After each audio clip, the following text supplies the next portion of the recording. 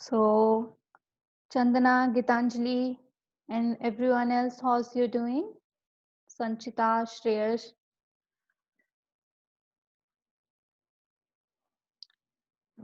So, welcome back to this 8th session of Data Science program. So, let me go over the progress of your entire class, and that's great. If that's really great, Chandana, Sanchita, Suresh. Now, let's go over the progress.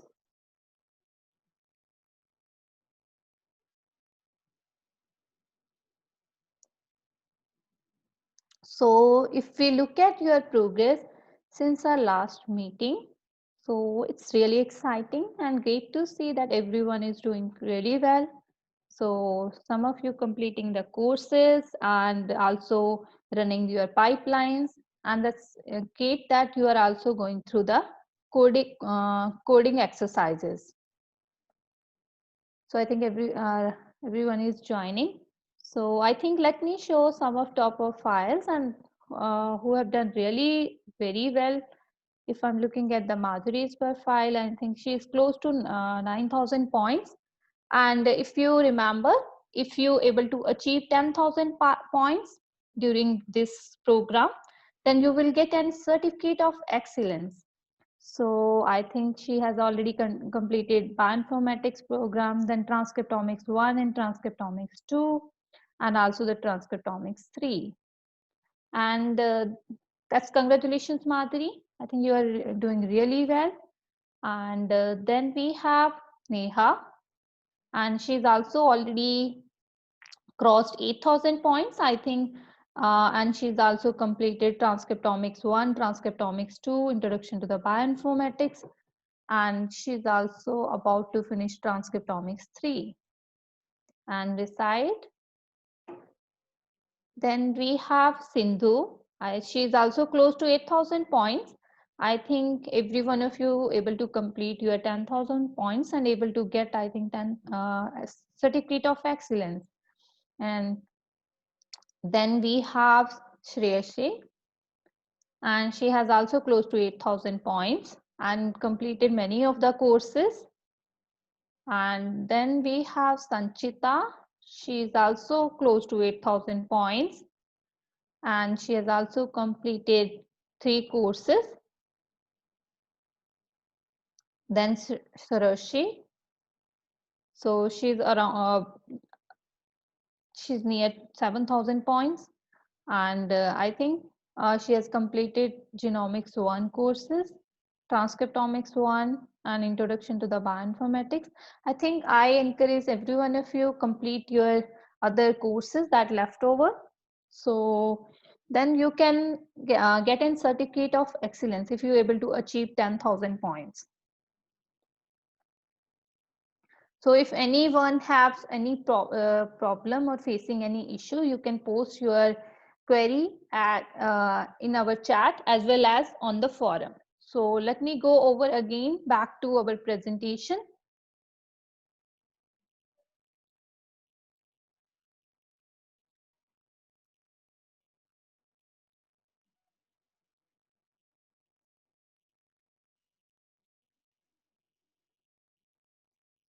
So in today's sessions, our major focus will be remain on supervised machine learning. But first of all, we will get an hands-on for edge clustering in R. Then we will get an overview of supervised machine learning. Next, we will learn about the training and the test data sets and what are the differences between them. Next, we will understand the concept of feature selection. Then we will demonstrate it to you how we can perform machine learning using the random forest method on a T-Bioinfo platform. So before heading into today's sessions, let's review what we have learned during our last session. In the last session, we started with an overview of unsupervised machine learning, where we looked into how this is unsupervised machine learning works and what are different methods and algorithms available for unsupervised machine learning. Then we also understand the concept of dimensionality reduction. Next, we understand about principal component analysis. We also learned about how we can visualize the pattern within a data using principal components. Then we demonstrated how we can perform principal component analysis on our data using a pipeline that is available at T-Info platform. Then we demonstrated to you how we can plot, scatter plot and visualize our data using two components from the principal components.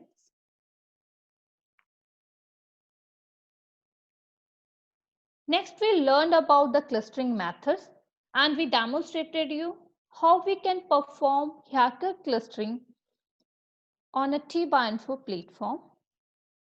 Then we will also understand about output of the hierarchical clustering, that is dendrogram.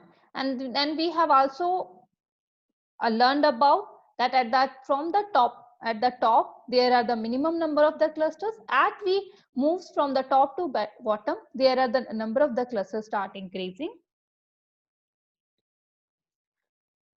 In the later part, we understand about the other clustering methods, that is k-mean clustering, and then we also understand the differences in the output of these clustering methods.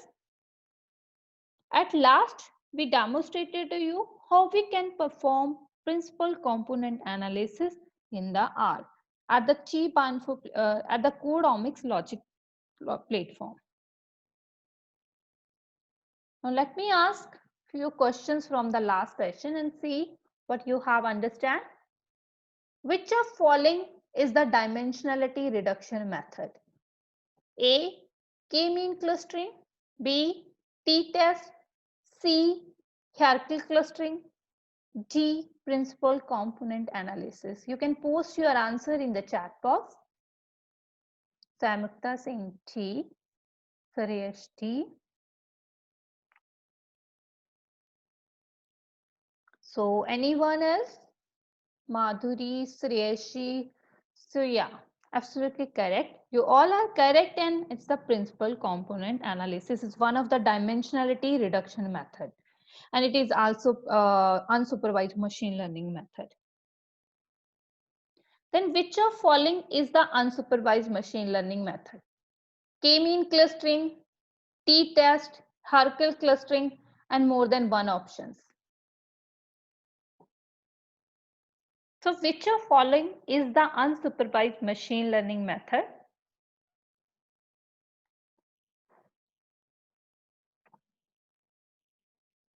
So option A, k-mean clustering, B, t-test, C, hierarchical clustering, D, more than one options are true. Samyukta saying T. Anyone else?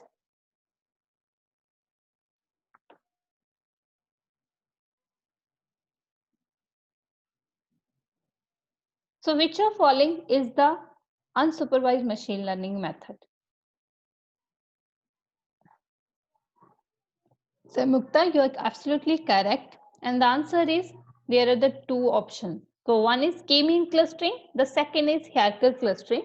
That belongs to the unsupervised machine learning. So now let's begin with today's sessions. So last time we were talking about hierarchical clustering and we demonstrated to you how we can perform hierarchical clustering using T-Info platform. So now let's look at what's happening behind the scenes at the background, at the backend, and let's move to the Codeomics logic platform and see how we can perform hierarchical clustering in the R. So let's move to the Codeomics logic platform.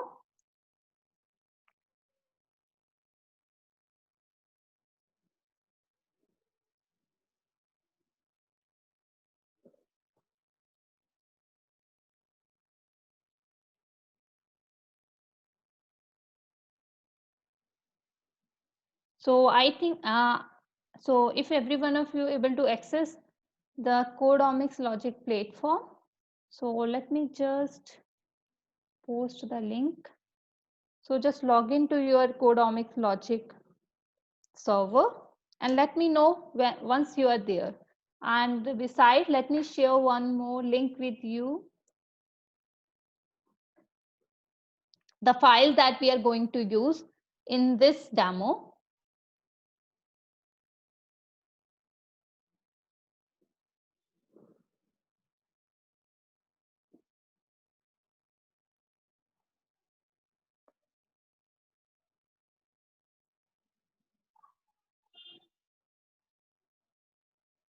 So once you are there, just let me know about it. So just type yes or there. So once you are on Codomics Logic platform and able to download, able to get this URL. It's not accessible to you. Sorry, I'm just there. In the courses,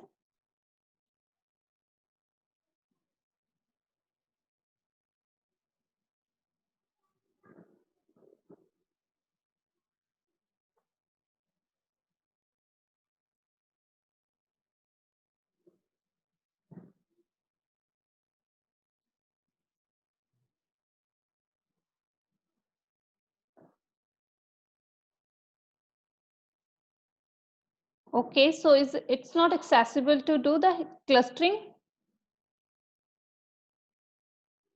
Okay, so Deepsa, can you let me know that how they can access this course? Okay, they don't have access. Okay, so I think then we can demonstrate it later, and I will show you. So, do you have RStudio on your system?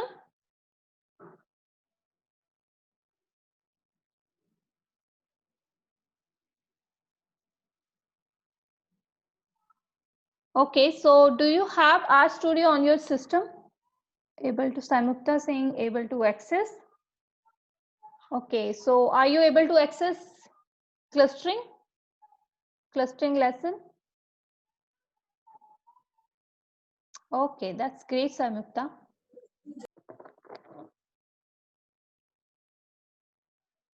So anyone else able to access this lesson, clustering lesson?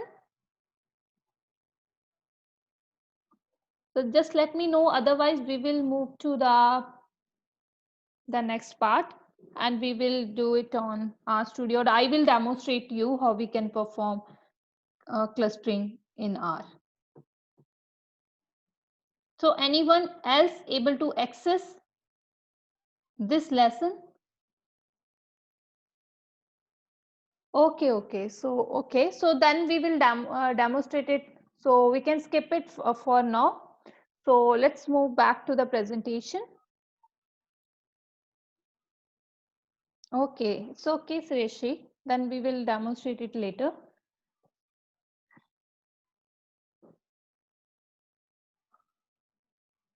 Let me share my slide again.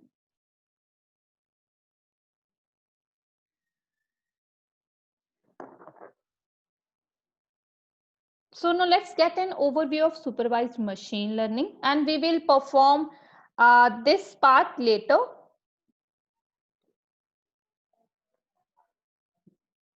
So supervised machine learning methods rely on the availability of the training data. So in the training data, there we have the labels of the samples. So in the supervised machine learning, algorithm learns the information from the training data that will be applied to learn or supervised knowledge to analyze new data. So in the biomedical project, in the data we could have these labels could be class tumor type, could be the sample type. So it could be like phenotypic data. So like we could have a early stage or the late stage samples, we can have the cancer or the normal samples, and this is what the labels belong to a biomedical data.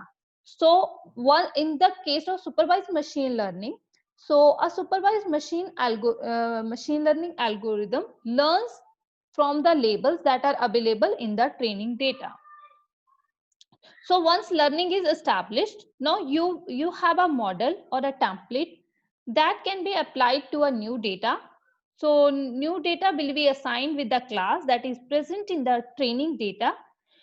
And so if something does not fit the model, like here we have in the data, we have either stars or either we have polygons or squares.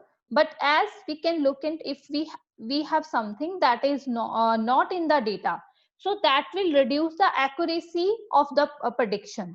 So this is how machine learning, supervised machine learning algorithm learn based on the training data, then develop its prediction model, and then by developing prediction model, eventually it's able to predict the labels of a new data. So now let's look at what are these training and the testing data. So in the training data, we will have a special row that is called the class or the labels. So in the class, you usually define the label of each sample. So in machine learning, one of most important aspect, the terms that we used to do. So in the rows, as we can look in this at this training data, we have genes. So in the machine learning, these genes are considered as the features. So whenever you listen about a term that is feature, what does it mean? It means that we are talking about the genes. Then in the machine learning, the samples that are present in the row. So in these samples are known as objects. So whenever you listen a term about object, so in case of the biomedical data, so those objects will be the samples. So the major difference between the training and the testing data, that here always in the training data we have the labels, that we have the class that is assigned to each of the samples. Then this training data in the supervised machine learning, it is used to develop a machine learning prediction model. Besides, this training data is always used to design a feature selection. So the feature selection is only performed on training data.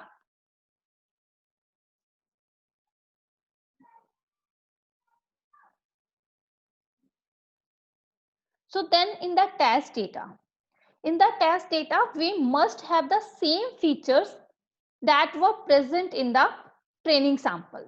So we must have those features based on the features that are present, that are similar in the training and the testing data. Then a prediction model can predict the classes of these unknown samples. So in the test data set, the major difference between training and the testing, that the class label is missing from the testing data set.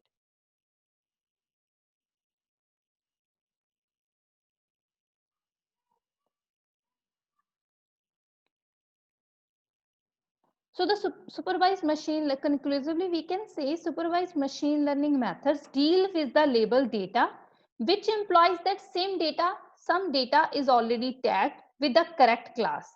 So then these supervised machine learning method can be of the two types. One is classification method. The other one is the regression methods.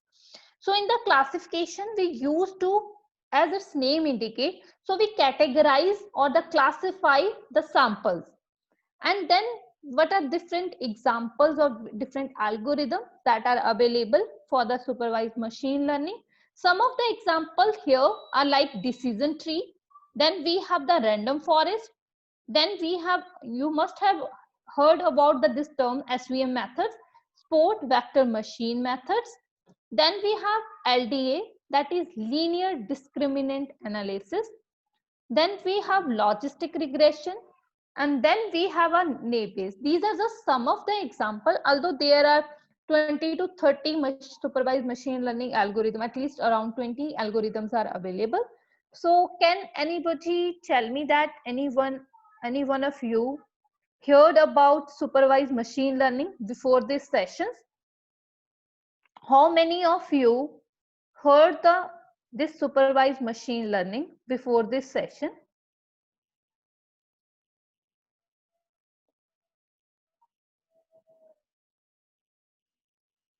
So you can post your answer in the chat. So if any one of you have learned about or hear about this supervised machine learning algorithm or the classification or the regression methods, so you can type yes or no.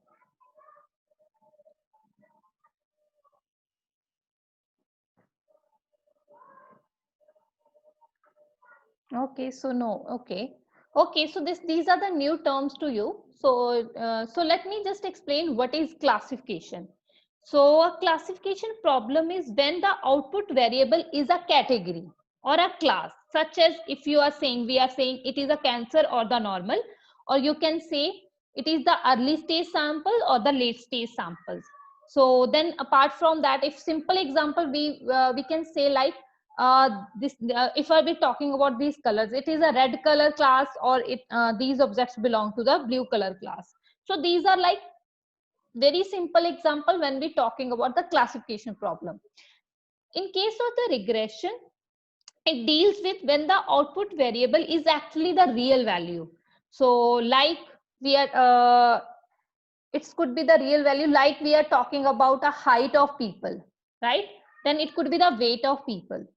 So like we have a multiple people in our group, and some of then if we talking about in terms of the height, so if we dealing with the machine learning in terms of a real number, then we are actually the type of supervised machine learning that would be regression.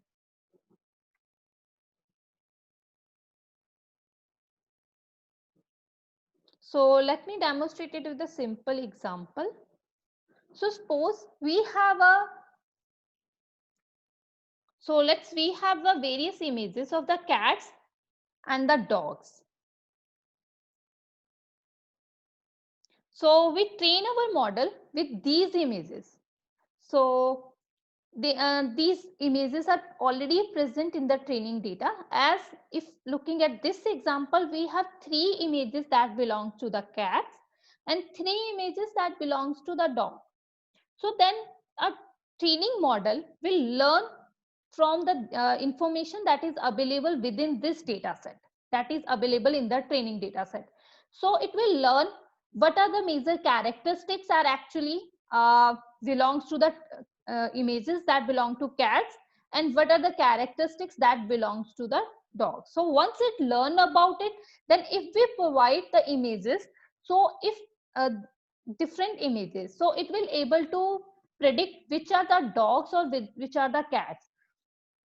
A supervised machine learning model, if it predict a dogs, all the dog images as dog images, then and cat images as cat images, so then the accuracy will be 100%.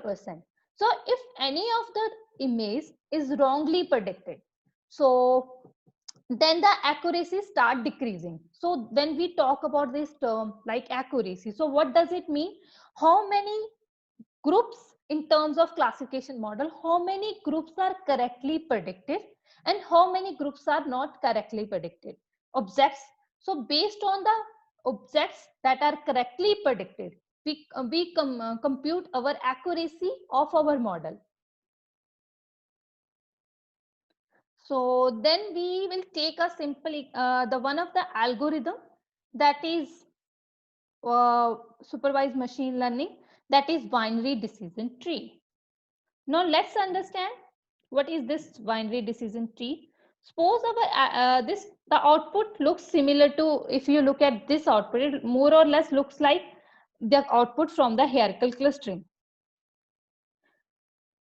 So this is like the gene based on the gene expression label. So binary, as we can say, binary means 2.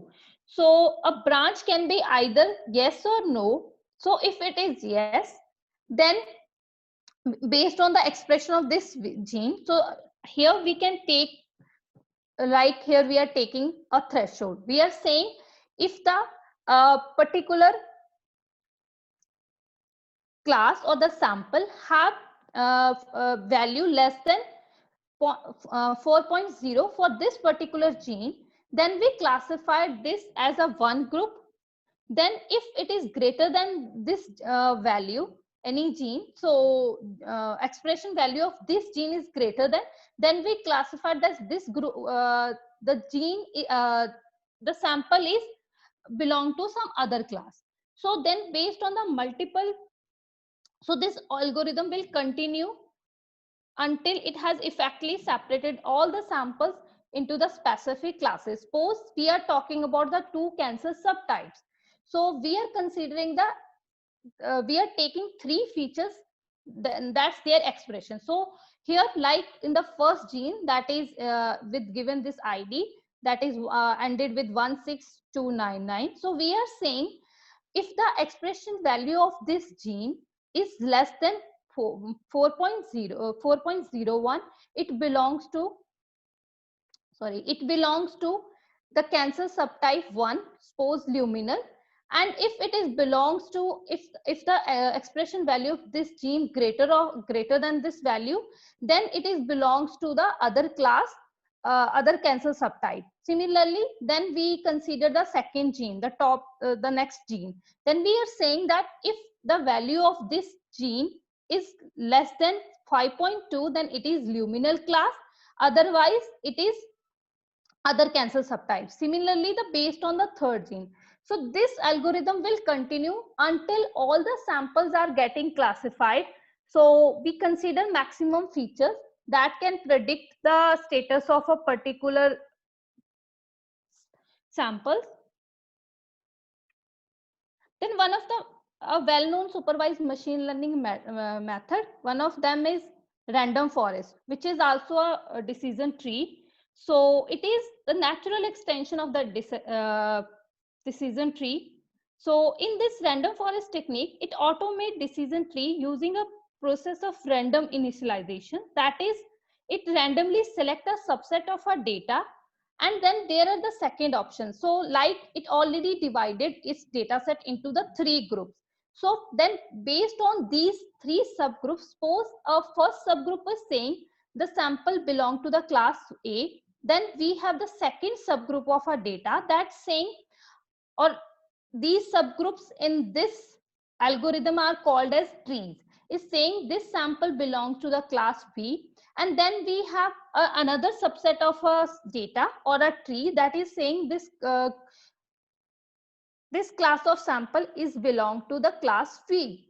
So the final decision is depending upon how many trees, the voting of the maximum trees. So majority, if so final class is decided based on how many trees or how many subgroups of the data are saying that this particular sample belong to which class. So they are always, as its name indicates, that these are random. So we have already divided these random initialization. So at the start of when this algorithm start working, so it start with a random number. So you can define that how many trees or the subset that you want. Suppose you have provided the random value 10. So finally your data set will be divided into the 10 subsets, or we call these 10 subsets as trees. So then the decision of a sample is always taken based on the each of these three. So eventually, the depending upon the majority voting, the class of a sample is decided.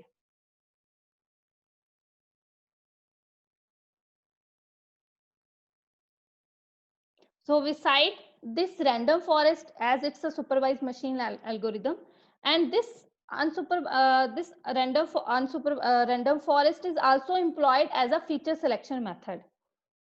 So eventually, based on the majority, you're able to, the depending upon the trees that are saying a sample of the class. So finally, your class divided based on the that majority voting, and then what it also compute which features are important to decide its class. So it always rank the different features. So if when we are talking about the features, so here we are saying that we are saying the term that is genes. So in case of the biomedical data, the features are actually the genes. So these kind of algorithms are saying intrinsic machine learning feature selection methods that will do two purpose. One is classification. The second is it also rank the gene. So it always gives you the important genes that you can decide that with these subset of the genes we can classify our sample with maximum accuracy.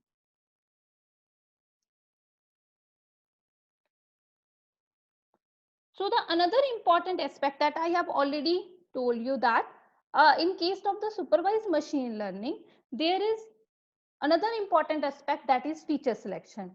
Now let's understand what is the feature selection. So feature selection is a process of reducing the number of input variables when we developing a prediction model. So the why we need to perform a feature selection, as we know in our data gene expression data set, we have thousands of the genes. It's like we have 20,000 features. So whether we can decide or take all these 20,000 features as a biomarker candidate or to classify these samples. So answer is no, we cannot use all the features, and that's the major issue is with that it reduce the computational eventually by it will always the problem with the computational cost as well as the accuracy of your model. So once you've done the feature selected, you only select the important features that can classify your samples into the 2 categories or the 3 categories depending upon your question. So you select some subset of features. So the advantage of selecting important feature, that it will give you it will one is it will improve your performance. The second, it will reduce the computational cost of modeling. So then what are the different types of the feature selection methods? So there are the three major types of feature selection method. One is filter based feature selection, the second is wrapper based, the third is intrinsic feature based approach method. So now let me tell you what is this filter based approach. So in the filter based approach, it's used statistical measure to score the correlation or the dependence between input variable, that is gene, and the most then your class of your samples. So it always compute the correlation between your feature as well as the class of the sample, that is label of the sample. So then in the case of the wrapper feature based selection methods, so what it does, it create many models with different subset of input features and then select those features that result in the best performing models according to the performance of the matrix. So these methods are unconcerned with the variable type. So they can be the major disadvantage of wrapper based feature selection is that it is computationally very expensive. Then we have the third method, that is intrinsic feature selection method. So as its name indicate intrinsic, so these machine learning algorithm, feature selection is part of a machine learning algorithm. As I have already told you that give you example of the random forest. So random forest always do the two things. First of all is classify your samples or the predict your samples. Then beside it will also compute the importance of each gene.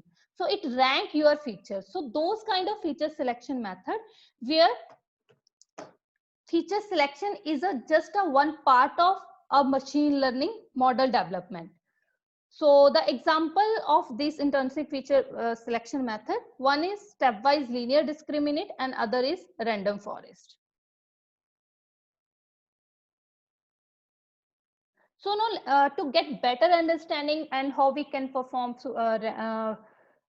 perform machine learning algorithm on our data. So let's go to the T-Bioinfo platform and let's perform features machine learning on using the random forest.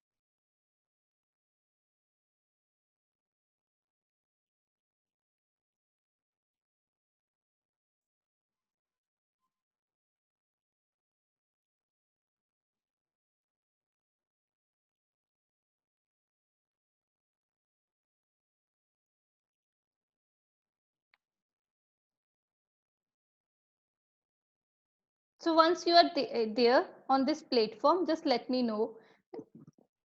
Meanwhile, let me share you the links of these files. So as I have already told you, so can you tell me what kind of data set that are required to perform supervised machine learning, to implement supervised machine learning? So what type of data sets are required to perform or to execute a supervised machine learning algorithm?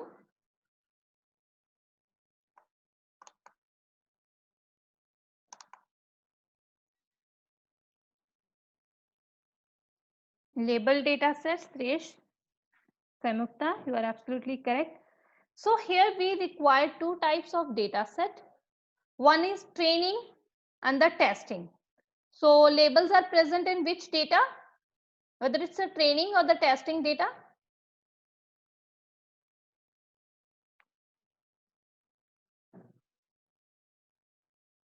So labels are present, Samyukta saying training. Yes, you are absolutely correct.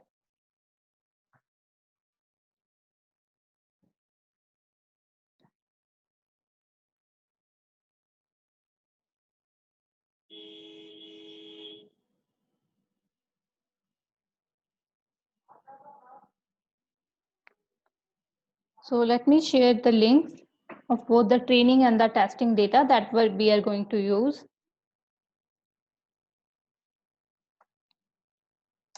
So this is training data. And then I am also posting the link of the testing data.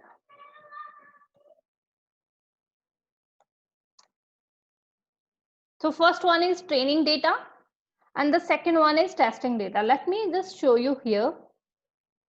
So what is present in our training data? So here we have the sample ID. Then we have the classes. So this is the breast cancer subtype.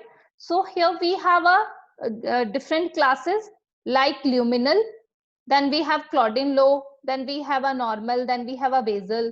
So these are the major different breast cancer subtype for this data.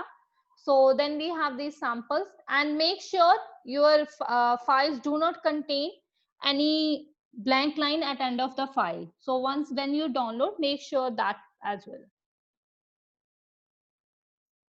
So let me just take my data. So once you're able to download these files and able to log into TBINFO server, just let me know about it. Just type yes or there in the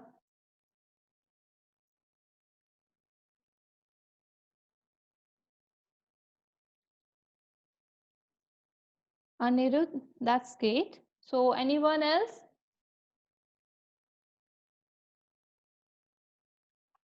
So just make sure.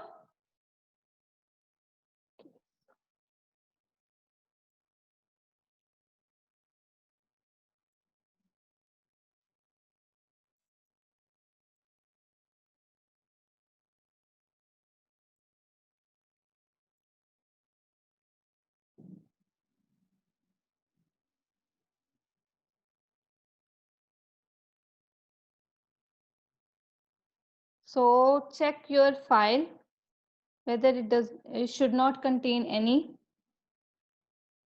So let me just download those files that I have shared with you just in case I will also get sure.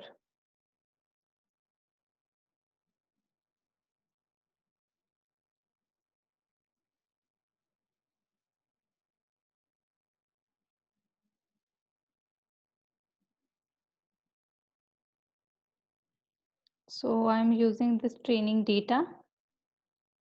So I'm also. So now let's make sure there is no blank line. Always make sure your first column in the first row should be ID, and make sure your file should not contain any blank line at end of the file. So it is fine. Then I have to check the testing data.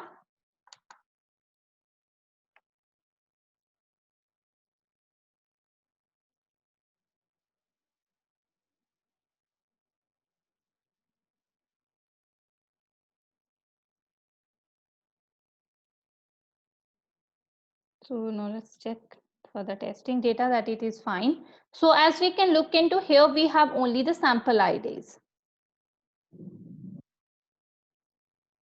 So not the classes. So now let's move to the server.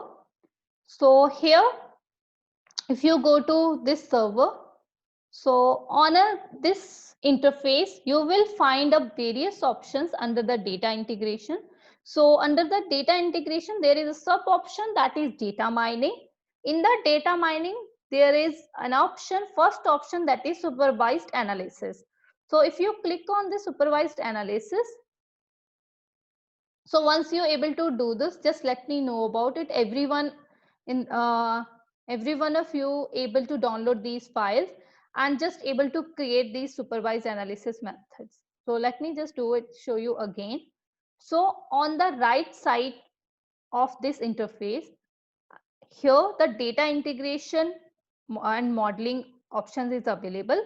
So under that we have two sub options, that is data association and data mining. Under the data mining, the first option that we have, that is supervised analysis. So if you click on the supervised analysis, so if every one of you able to do this, now let's how we can upload our file.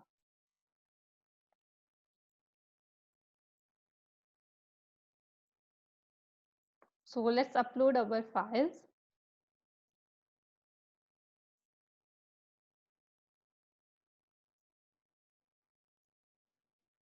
So one is training and the other file here we are uploading, that is test.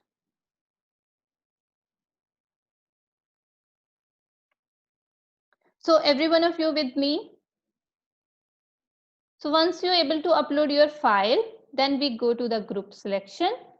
So in the group selection, as we know that in the supervised machine learning, we have to define what are the samples or what are the data set that is belong to the training group and which is the data set that belongs to the test group. So train, you just have to drag your file training into the training group and then your test file into the testing group. Once you're able to do that, then let's continue. So then we will click on a start. So on the clicking on the start, then we will get this pop-up, that is finally okay. So every one of you able to run this pipeline till this step, able to upload your file, just type your answer yes or no in the okay, that's great. So from here now we can choose the different options. Like here, if you move to this option, here you will get option classification, random forest multivariate, then random forest decision tree. So we are here dealing with the random forest only. The third option here I'm choosing the random forest. So you can apply other methods as well. So there is not an issue. Then as I have already told you that in a random forest, there is a random initialization number. That is, it will ask how many trees or how many subsets that you want to eventually obtain. So that is called a number of trees. So for example, here we are choosing 50 trees only. So just let me tell you that these number of trees, maximum number of trees will definitely will give you better results. So as those you are trying that your decision should be from maximum tree. So but the problem with the maximum number of tree, it will also take a much time because it is computationally expensive. As the number of trees you will increase the number of trees, it become a computationally more expensive. Here as we are just going this only for the demo purpose, so I can choose the not large number of trees, so I am just choosing the 50 number of trees. So depending when you are applying these kind of analysis or you are trying to develop machine learning on your own data, so in that case you can play with this number and see with which maximum number of trees you will get a maximum accuracy.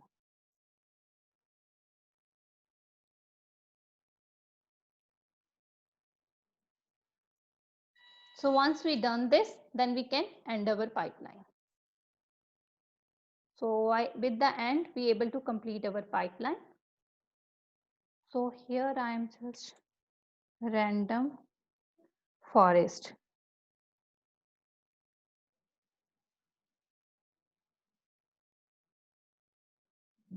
So whenever you're running your pipeline, always make sure not just completing the okay, then you must also complete this. Your pipeline will be completed only if you click on this run pipeline. So just meanwhile, our pipeline is running. So let me know how many of you able to complete your pipeline. So able to complete this pipeline. Just let me know and type. Okay, Samukta, you have completed. Okay, that's great. And anyone else? Neha?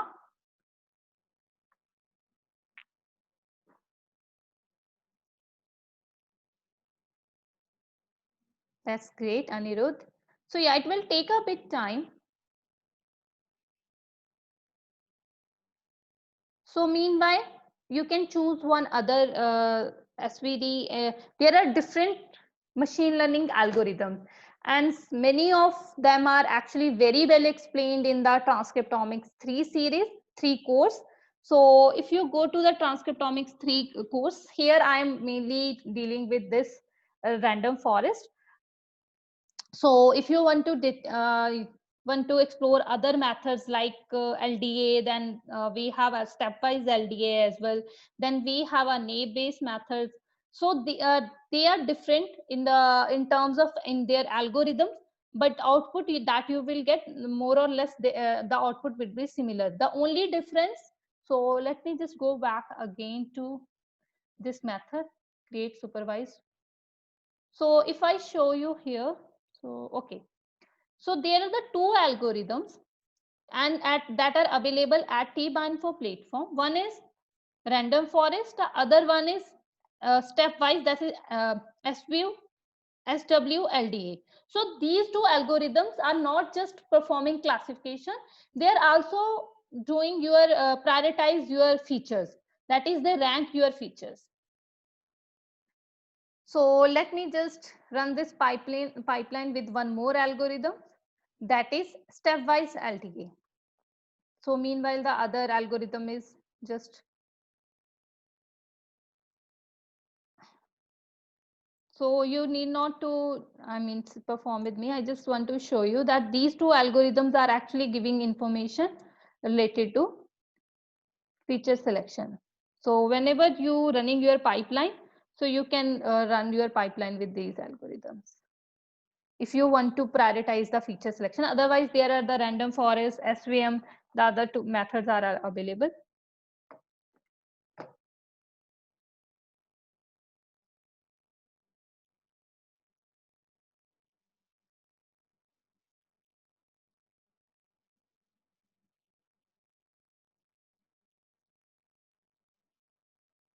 So okay, let me go back. I think my pipeline is completed. Okay, that's great. So how many of you have able to complete your pipeline and able to get your output? So now from where we will get output and what kind of output that we will get after running this pipeline. So if we go to do the, just click on download pipeline outputs. So here you will find a different output files. As here this is a zip file. So I'm for just a moment, I'm ignoring it. So I'm dealing with these three output. So the first output, that let's show you the confusion matrix. So what it will represent, let me just paste this. So I'm just pasting it in Excel. How many of you able to complete your pipeline and able to get this output? So just let me show you. So whether my screen is visible. Okay. So the first output that we are discussing, just download this file, random forest confusion matrix dot text. So here we have a txt file that is with the confusion matrix. So how many of you are able to paste this file? So what is this confusion matrix? So let me just show you what does it mean and what it represents. So how you can compute your accuracy. So the most important output, that is the result that we will get, that is a confusion matrix. So just let me, okay. So so these are the actual. So it indicated the actual, what were these, the actual, and these are the prediction. So the, so what it indicated, this was originally a Bessel class. So if just I look at the actual class, so on the x-axis, sorry, on the these rows we have actual class, that was original class. Then in the columns we have the class that is predicted by our group. So what it indicated, that originally these samples were Bessel. So out of those 7 Bessel are actually predicted as the Bessel. So then the 3 were actually Bessel, but they are predicted as the luminal sample. Then one of the Bessel sample was actually predicted as the normal. So how much the class error that we have? So out of the 11 samples that were Bessel, 7 out of them is correctly predicted. So there is 0.36% of the, if I'm just converted into the percentage, so it is like 30, it's a 36% samples that were correctly in predicted, because out of the 11, the 4 samples were incorrectly predicted. Similarly, here we have the Claudin. So 2 Claudin samples were predicted as Bessel.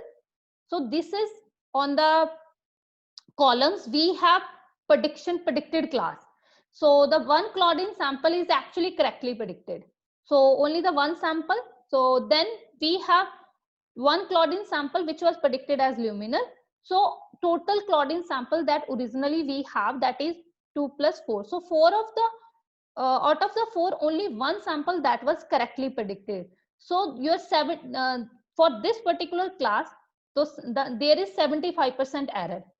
Then in case of the luminal, total we have 20 samples. So all the luminal samples were correctly predicted as if we look at into this table. So here the error, we have actually 100% correct prediction for this particular class. Then we have normal like samples. So normal samples, out of the 3 normal sample, only one sample is correctly predicted. So the how much error that we have here, we have obtained for the 66.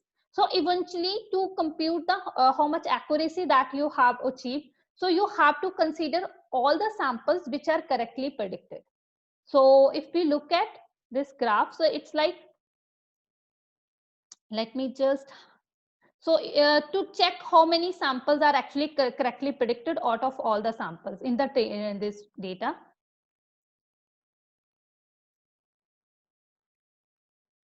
So diagonally, if you look at the diagonally, your all the diagonal predictions would be the correct predictions. So if we look at these total samples, so it's like 7 plus 8 plus 20, that is 28 plus 29 samples were correctly predicted out of 29 plus 4, that is 33, 33, 34 plus 2, 36. So 29 samples were correctly predicted out of the 36. So now you can calculate your accuracy. So can anybody tell me how much accuracy that you have? This is on the training data. So how much accuracy that you will able to obtain on this data? So that in the diagonally, we have correct predictions. Other predictions are wrong. So can anybody compute how much accuracy that we have achieved in during this classification?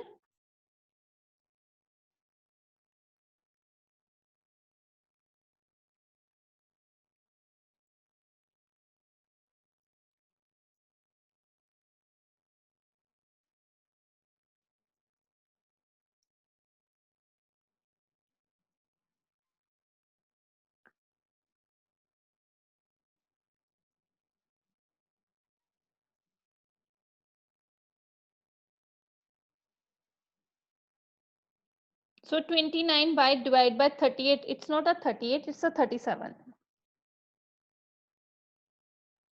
So what we are left with here, if you look at this table, so the 2 plus 2, 4 samples, then we have, oh sorry, you are right, 4 plus 9, okay.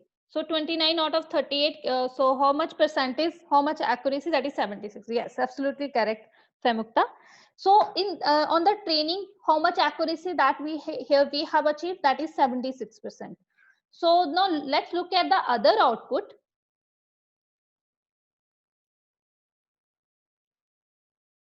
So I'm going to the third, then I comes to this feature importance. So the third, that is random forest results for the test. So now let's look at the test set.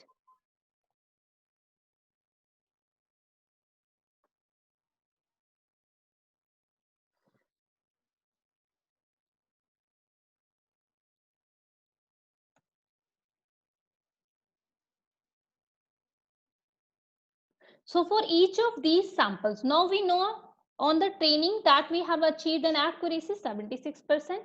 Now for these 14 samples that we have in the training, so finally based on our training model, so finally it predicted the class of the labels of the test data set. So it will give you the result of the test data set. So if you want to analyze your result, how much whether what kind of results that you have obtained on the test data set, the best way is to always you can take a data set the labels that who's already you know, so you can give that data set into your model, and you can also analyze how many samples are correctly predicted that were by your model on the testing data set. So the final output for the testing data set here we have achieved. So it belongs to each of these category. The third output that we have obtained after running this pipeline, that is feature importance.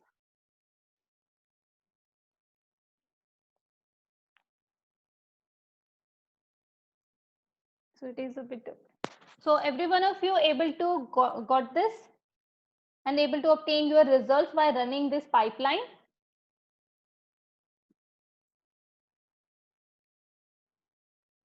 So by running other algorithms like simple LDA or the naive or the SVM, you will always get these outputs that I have shown you. That one output on the testing training data set, that will with which you can calculate your accuracy as well the error rate. So on the validation, you will achieve this kind of result. So this is the test data set. So these two outputs you will get whenever you run any of supervised machine learning algorithm. So the other algorithm that we have, the other result that we have obtained in this case, that is feature importance. That is feature selection. So as I have already told you that random forest is also intrinsic feature selection method.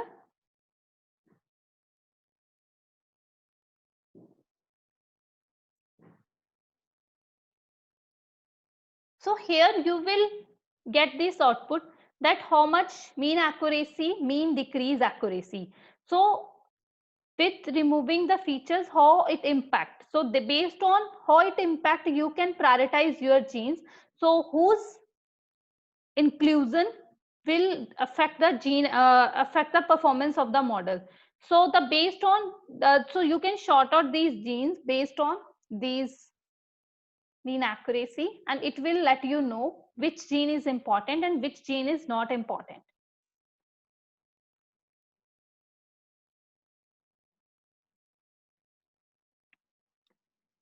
So whose inclusion or the inclusion, or if you remove that feature, is affect the feature affect the performance of the model. So those features are important, and you can prioritize your features based on your results. So eventually whose inclusion or the inclusion or removal does not affect the performance of the model, you can discard those features.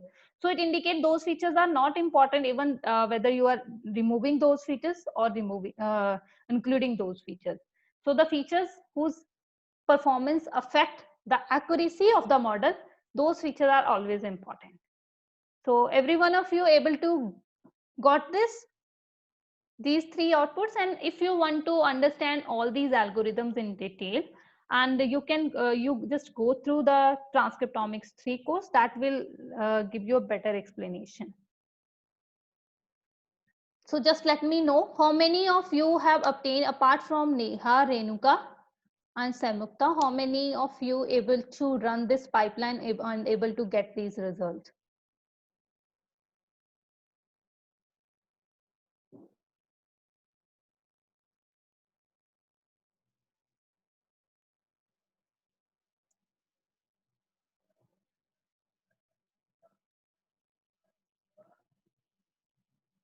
So apart from Samukta, Neha and Renuka, so any one of you able to obtain your results by running this random forest, Suresh, Anirudh? Oh, that's great.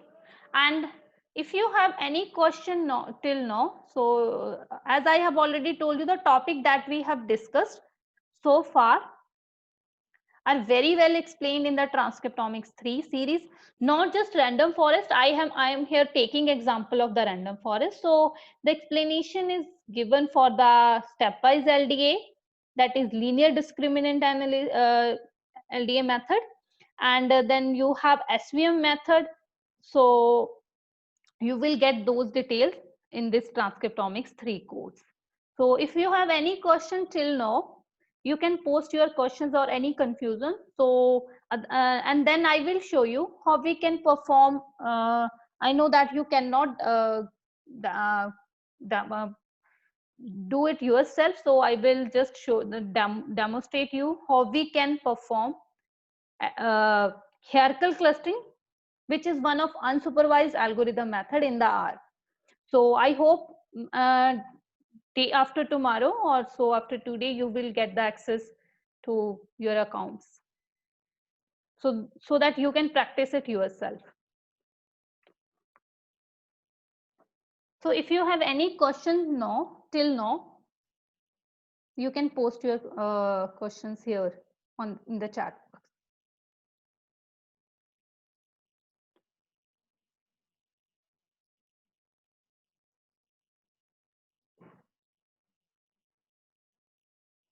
So can anyone tell me that how many of you have already practiced the PCA in the R? How many of you have practiced PCA in the R, Samyukta? Okay. Have you successfully able to run PCA in R? So or have you faced any issue? So if you face any issue, let me know before running the hierarchical clustering. I will address your concern. So Neha and Samukta, have you faced any issue while running the PCA? Meanwhile, okay, that's great. So let me just demonstrate you. Okay, so now let me demonstrate you the clustering in the R, so that if you will get an access during this weekend, so you able to run these clustering in R yourself. And in the next session, we will run the supervised machine learning in the R. So again, in the first part, explanation is provided what is hierarchical clustering or the k-mean clustering. Then in the code breakdown, you will get the this details information in the stepwise manner, how these steps are running and what it representing. So now let's move to, okay.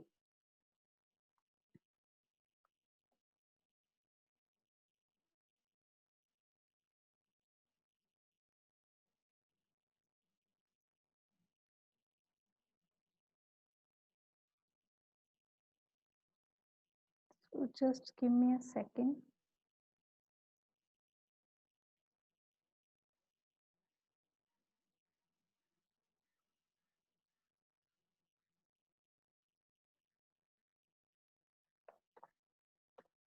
Okay, let me just demonstrate it myself so that you can practice when you have that access. So I think Samukta have access.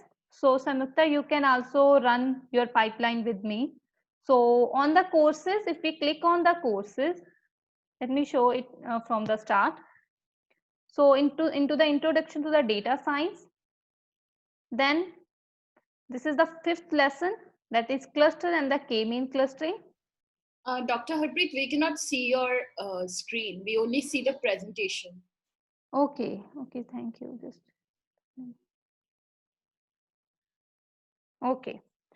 So on the courses, in the, let me just go over again. So in the courses that we have the introduction to the data science. Here we have the 5th lesson, that is clustering. So if we go to this lesson, so here the explanation in the introduction part, the explanation is given what kind of data that we have and what kind of analysis that we are going to perform. And in the second step, in the code breakdown, you will get the details how each step is, what each step is doing, and then go to the next step. So here the two libraries are important. One is stats and the tools. So let me just next to load our data. So the data that we have, so read with the read dot table, we can read our data. So I have already shown you this link for this file, that is, I have already pasted the link. So Samukta, if you able to do it. So if any one of you have access, that you can run this code with me. So let's read this.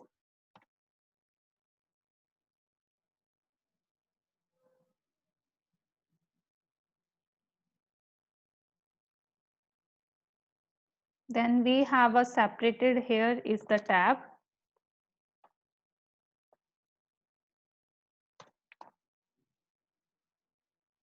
So then we have a header equal to true. Then we have the row names in the first row names equal to 1. So let me show you this data, what it contains. So here we have a ID in the first row with the sample ID. So here we are also giving the some small name, that is NL, like that is normal life. Then for the basal, we are also indicating this particular sample is basal. So B underscore. Then for the L, that is we are indicating this particular sample L underscore luminal. So from this you will get an idea what kind of samples that we have. So Claudine law, for the Claudine laws, here we have used CL underscore. So then we have also provided the original sample ID. So from before the underscore, class is defined. So here for this data only we are providing these data files, these kind of ID. Then in the first row we have the genes. So how we can check that whether our data is loaded or not? Can anybody tell me with which command we can check that whether our data is loaded or not? Yes, with the dimension. So apart from dimension and head, so here we can check the dimension data. So let's first upload our data. So here we get the information that we have nearly 6900 rows and 52 columns. So then the next is, as in case of the clustering, we want to cluster the samples, not the genes. So here we are doing transpose. So data 1, so I am just giving its name data underscore T.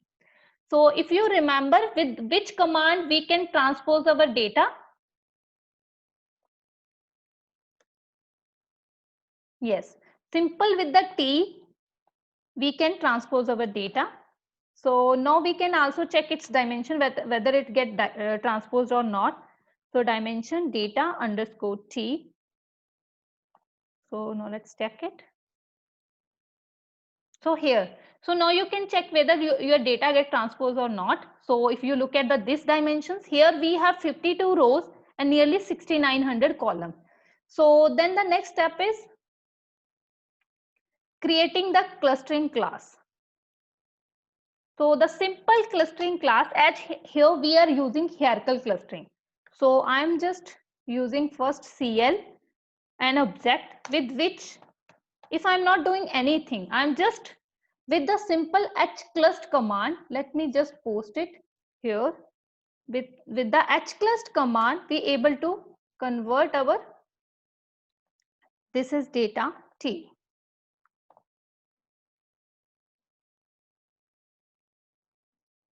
So now we can check by plot CL.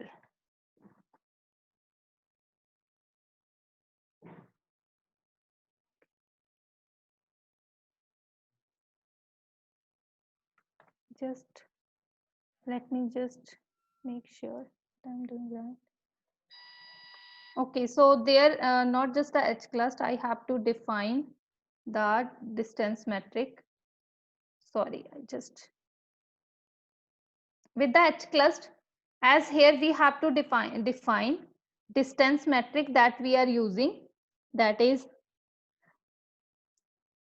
distance metric that we are using, method Euclidean or method complete. So then you have to define linkage method as well as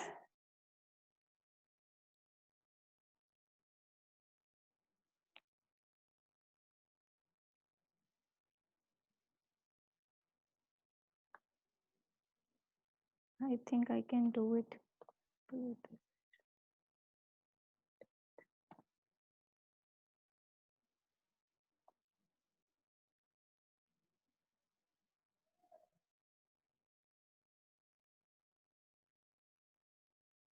Okay, even with the only hclust command, right now I am not defining which distance method I want to use. So if I'm look at this dendrogram, so here I have only defined my hclust with the distance metric.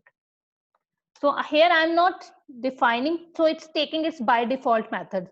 So by default method is an also Euclidean and linkage is complete. So if when we were running about hierarchical clustering, in that case we have understand what are the different distance metrics methods like Euclidean. Then we have a Manhattan. So then apart from, then we have, in the case of the linkage, it could be a single linkage, it could be average linkage, it could be complete linkage. So if you just define hclust, then with the distance, you have to define that here you want to obtain a clustering result with the distance metric. So here we just define with the hclust, you are defining the clustering type. Then with the distance, you are defining that you want to obtain a cluster. So if you plot this, so you will get this kind of output.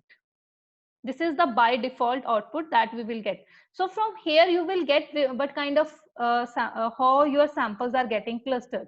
So if you look at this dendrogram, there is the one, if you remember when you run this hierarchical clustering on your data, so in the at the T-Bancho platform, so there was one sample that is HCC2 was getting clustered altogether different from rest of the class sample.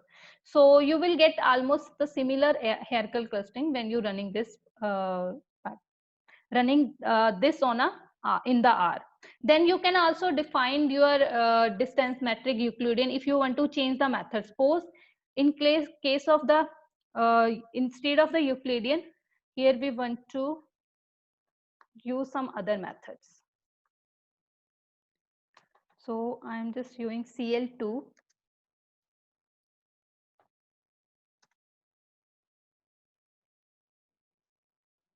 So here we are using other method.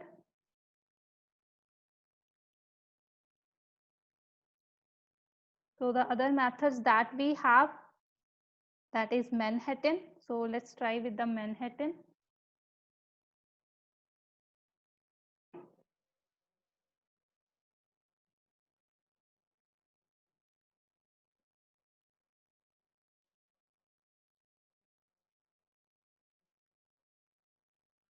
then plot CL2.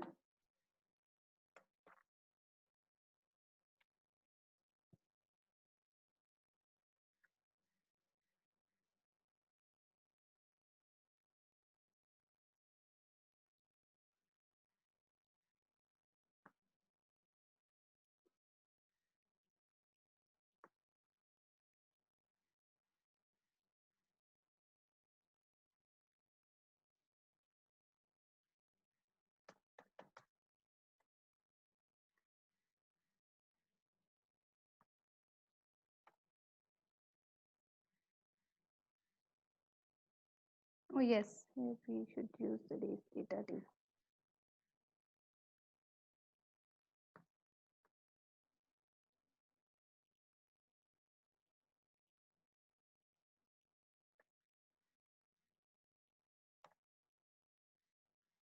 Yes, it's a data T.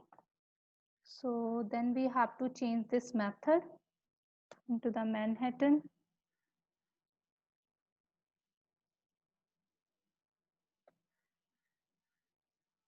So let's store this into the object that is CL2.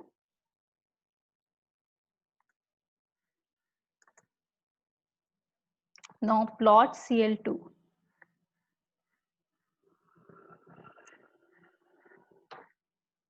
Yes. So this is how you can, even if you look at this dendrogram here, although the same sample is clustered somewhere else, so it's like here you can always play with these methods and you can check how it is getting classified. So these are just choosing a different algorithm at the backend.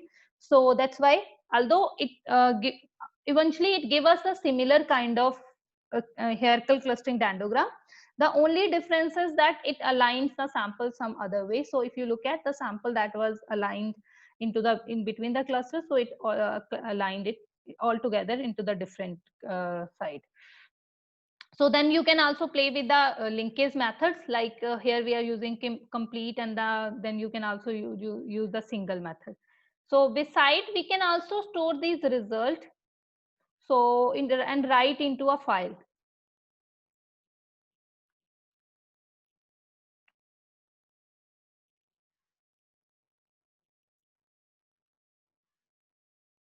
So then the code that we have provided here, then you can store your clustering results as well into the file.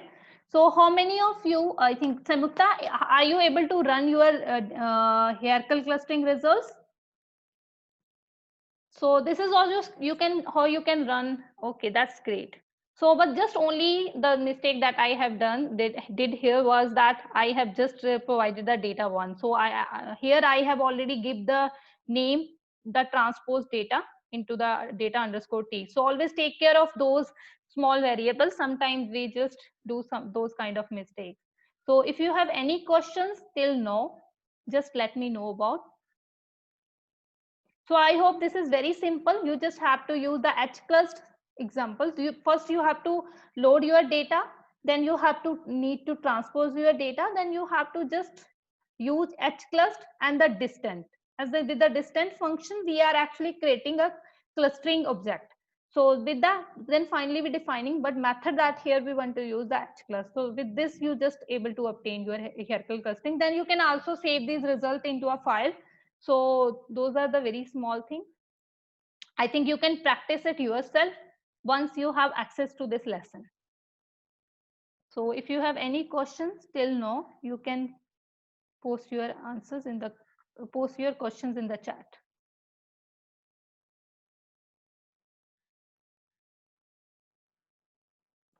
So if you have want to understand the details regarding the supervised machine learning, that you will get in the transcriptomics 3 course.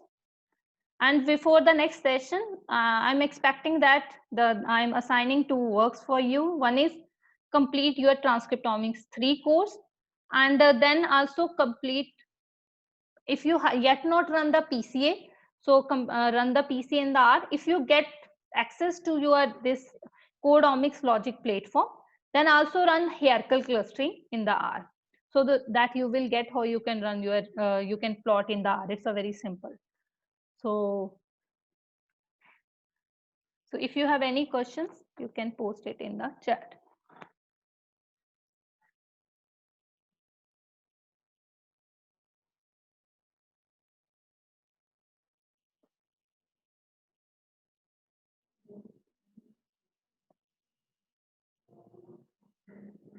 So if you don't have any questions, so let me just, in the next session, we will go into more details of the supervised machine learning methods, and we will also explore the other methods, that is stepwise LDA.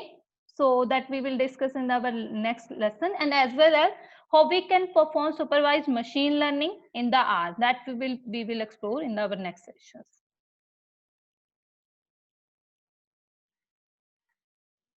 And we will also look into how we can perform various kind of feature selection in using the LDA, and what was exactly in the LDA, how it defined how it prioritize your features.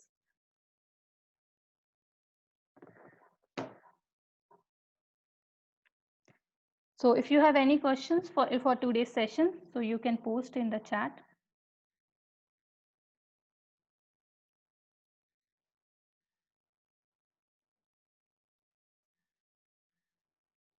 So before even in the related to the, I can take your questions, as I have 6-7 minutes, so I can take your questions if you have any query. Okay, the row name one that you are defining. So Samyukta, that is row dot names means you are telling the R that your first row is actually contain the names, gene names, or whatever names that you are providing. You just, as we are defining header equal to true, you are also defining that your first row is actually the particular names. It could be a it is not an integer, so you are defining that. For example, just let me show you here. So what would be the issue that you will get if you don't define that? Just let me show you here.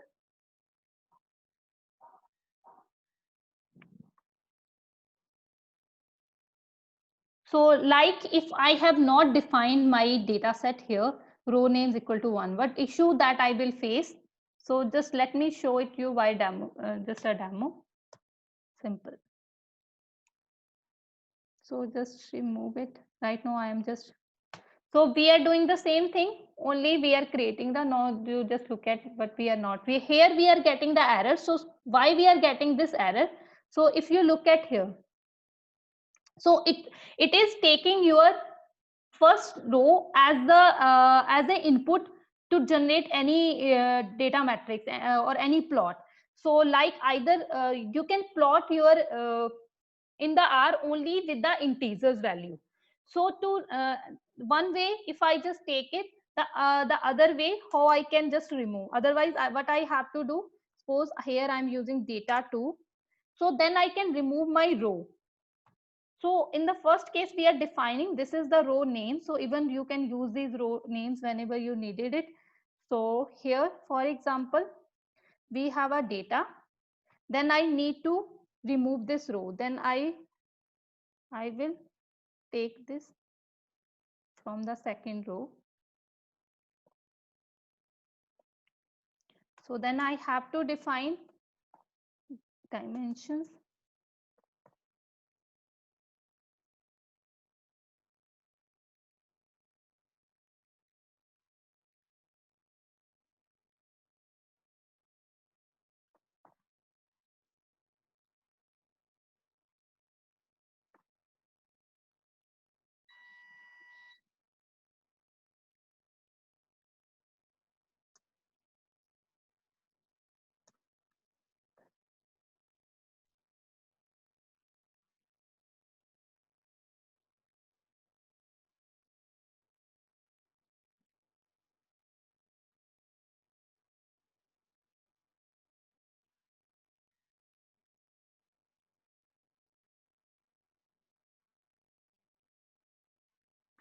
So otherwise you need to remove this first row if you want to perform any kind of analysis.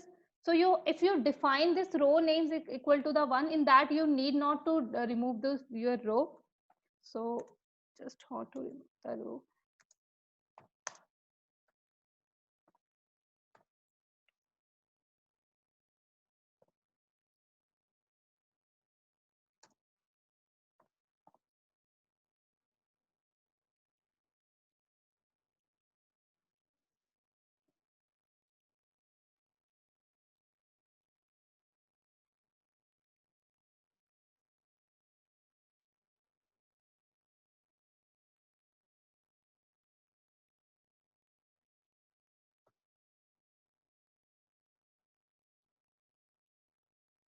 think I'm just missing something here. So right now, just I'm missing something here, and I think I can resolve it. You just have to remove your first row. So I'm just getting a bit confusion here. So to remove a first row, click the first row.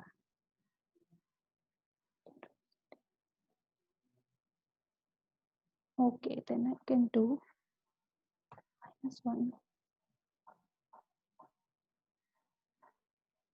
Okay, so this is how I can remove my first row.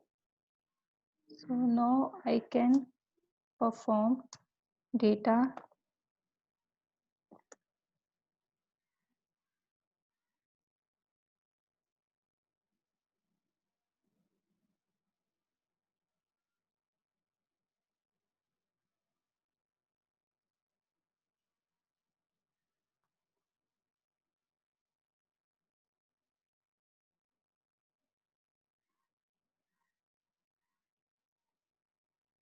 Six, 9,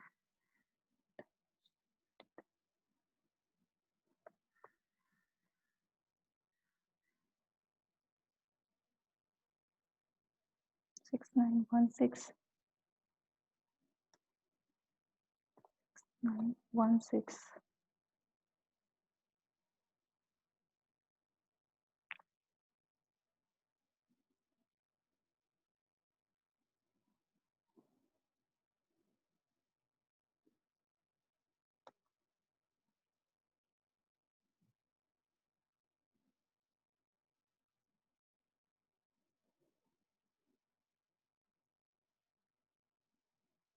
So I'm just getting some error and I can resolve it the next time. The purpose of the row dot names equal to the 1 means we are defining that the first row contains non-numeric factors, that is that the particular names of the our data. So I will remove, otherwise if we want to perform all this analysis, we have to remove that row. So this, and the main purpose of using row dot names is to defining the rows. So I'm just not able to remove my first row right now. Maybe I'm just doing something wrong here. So I can look into that and I can address into how we can remove the first row from our data. So everything is clear to you. So the purpose, the question that I have, that you have, I hope I addressed that, Saimukta. Yeah, we are not considering the row here for the as input. So you either you have to remove that. So I'm already just defining it. That's why otherwise you have to remove that. So I think that's all for today's sessions. Thank you everyone. And I will just look into this, the how we can remove a first row from our data. And I will let you know in the next session.